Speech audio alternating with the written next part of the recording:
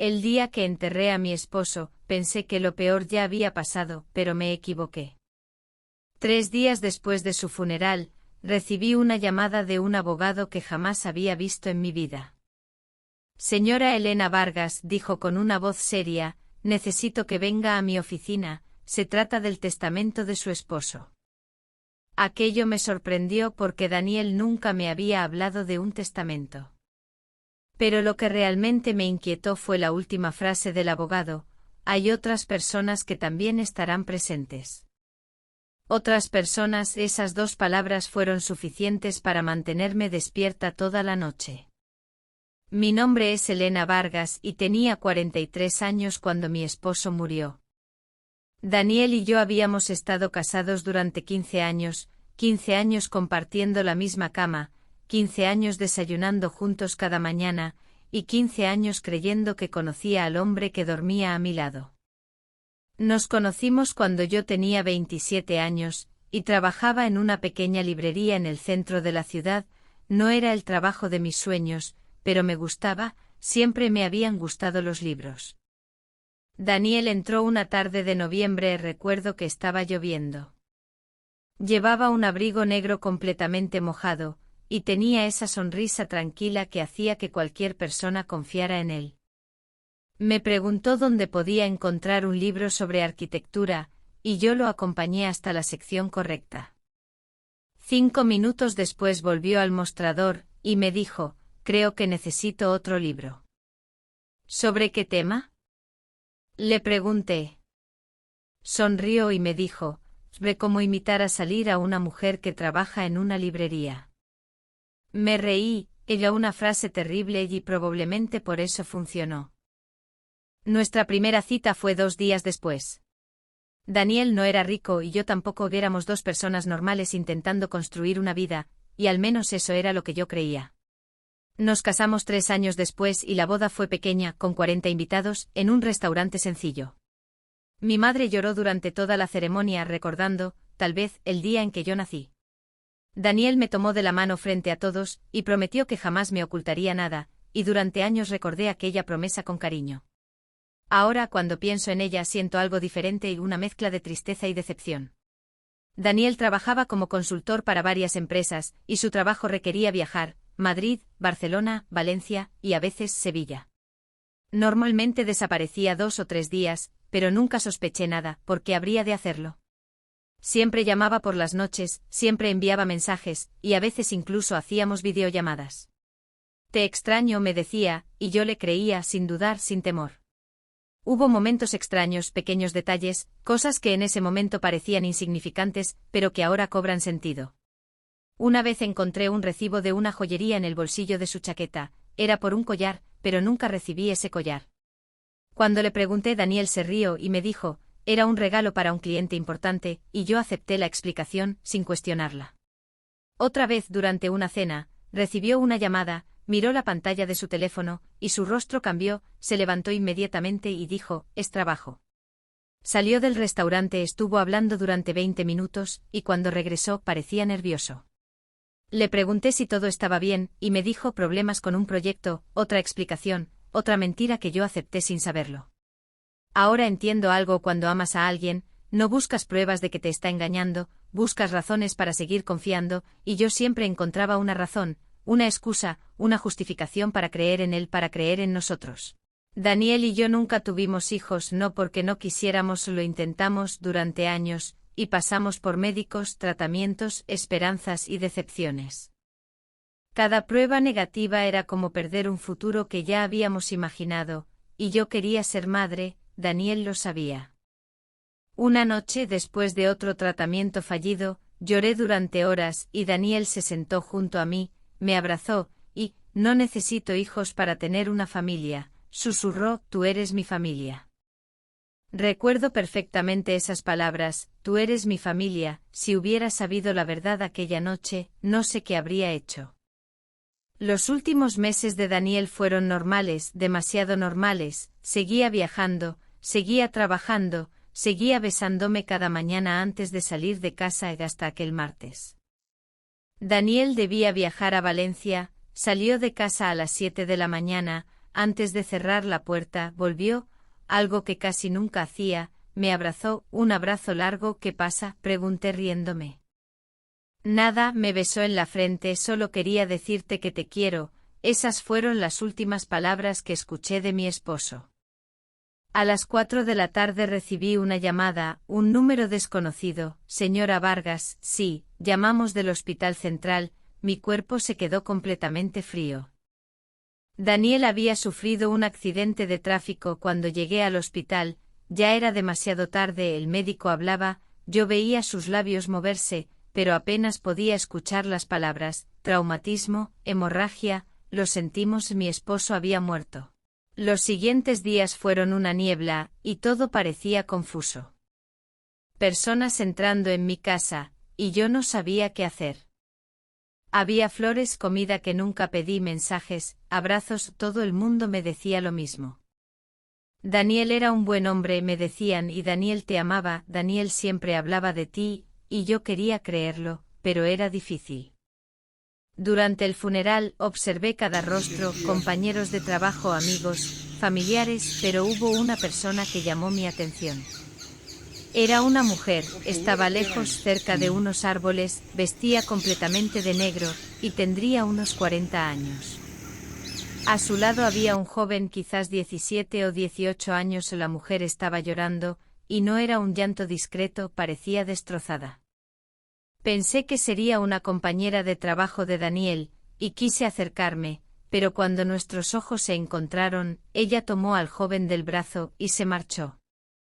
No pensé demasiado en ello, tenía demasiadas cosas en la cabeza. 3 días después llegó la llamada del abogado, y ahora estaba frente a un edificio gris en el centro de la ciudad. Miré la dirección en mi teléfono, era correcta, y subí al 3er piso. Una secretaria me llevó hasta una sala de reuniones, y me dijo, el señor Mendoza estará con ustedes en unos minutos. Ustedes, y otra vez esa palabra. Entré y mi corazón se detuvo. La mujer del funeral estaba allí, sentada junto a una ventana, el mismo cabello oscuro, el mismo rostro cansado, y junto a ella estaba el joven. Por un momento, nadie habló. La mujer me miró, yo la miré y entonces pregunté, ¿quién es usted? Ella bajó la mirada, y el joven apretó los puños. Antes de que pudiera repetir la pregunta, la puerta se abrió y un hombre de unos 60 años entró con una carpeta. Buenos días, dijo, soy el abogado Mendoza. Se sentó frente a nosotros y abrió la carpeta. Sé que esta situación será difícil, añadió. Sentí un nudo en el estómago, y entonces pregunté, ¿qué situación?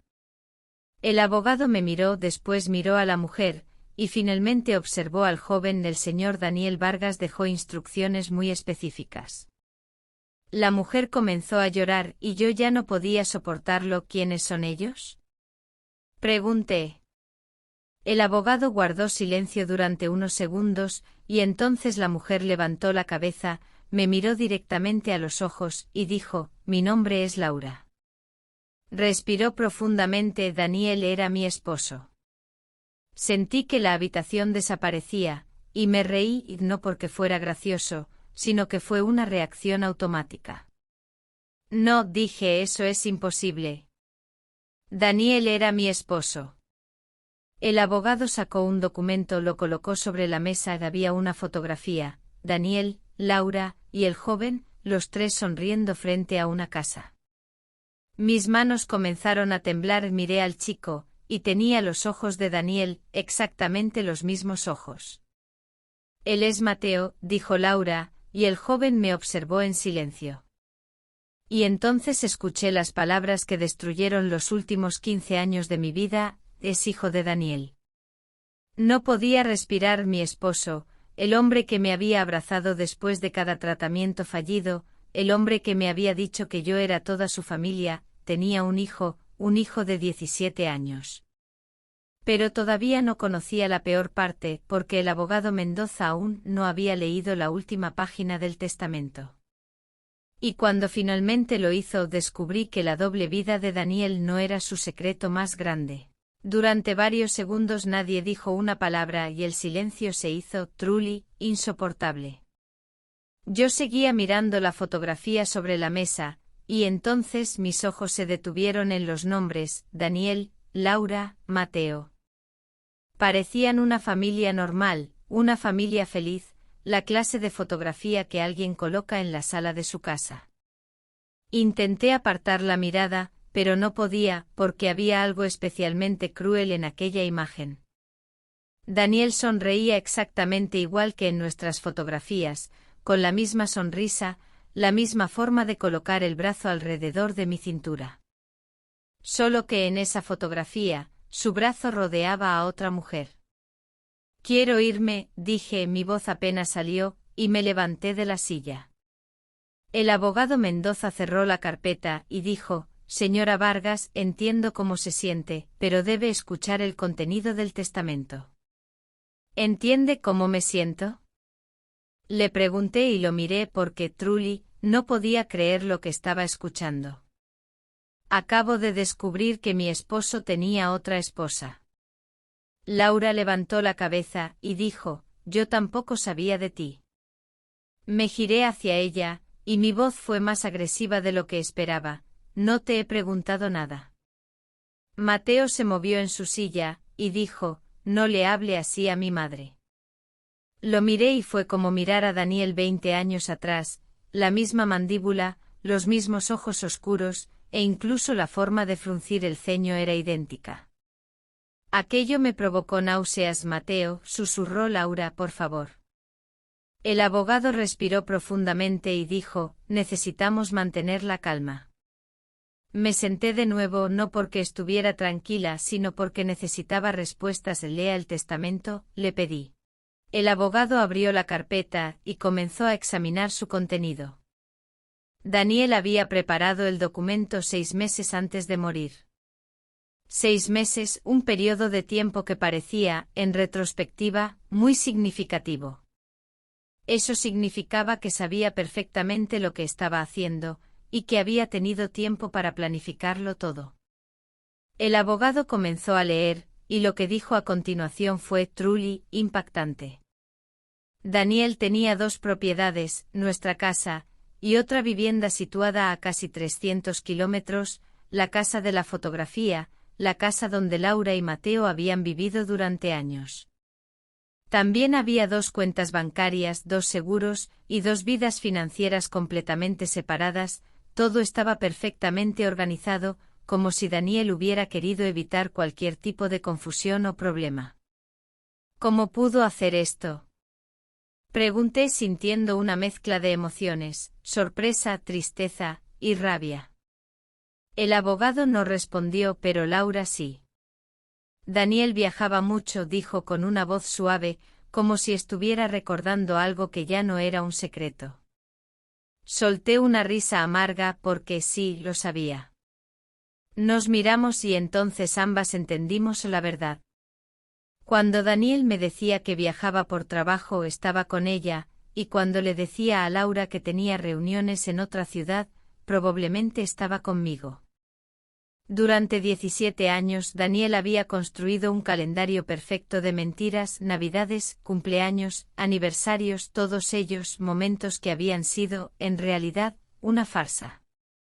De repente recordé todas las veces que había tenido que viajar en fechas importantes, mi cumpleaños número 38, una emergencia en Barcelona, nuestro 10º aniversario, una reunión inesperada en Madrid, el funeral de mi madre. Un proyecto que no podía abandonar.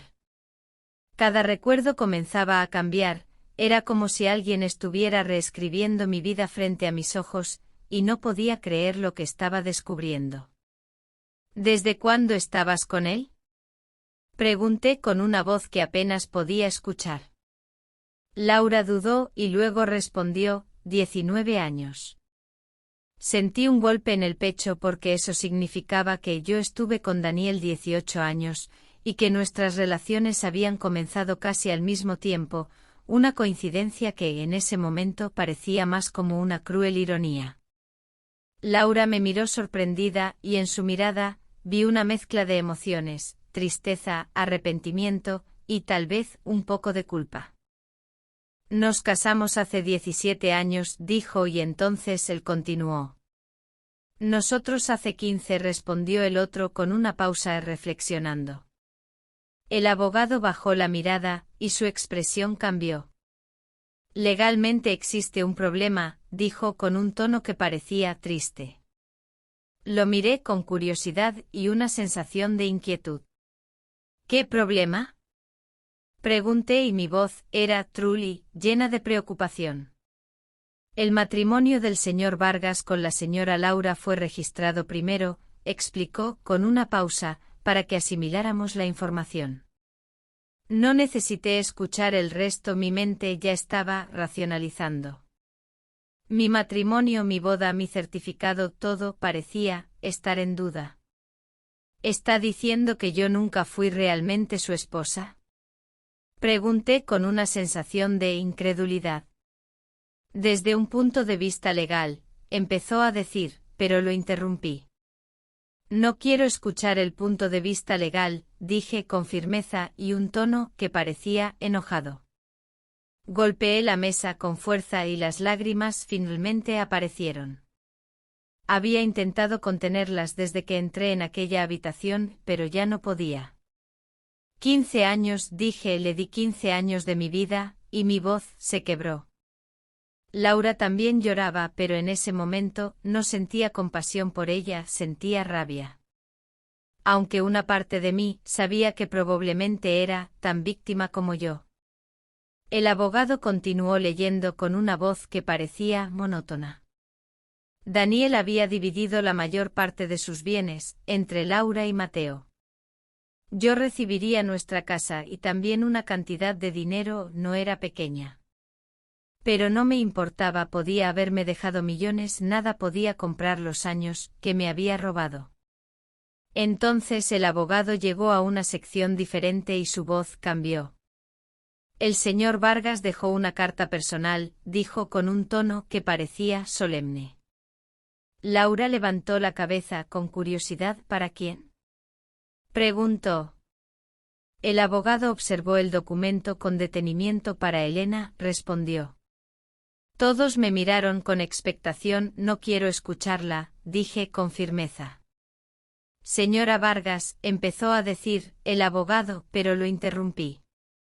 He dicho que no, dije con un tono que parecía definitivo. El abogado cerró la carta con un gesto que parecía respetuoso. Hay una condición relacionada con su herencia, dijo con una pausa para que asimiláramos la información. Sentí otra vez aquel nudo en el estómago. ¿Qué condición?, pregunté con una sensación de aprehensión. El abogado colocó una pequeña llave sobre la mesa. Era plateada, vieja, y tenía un número grabado, 317.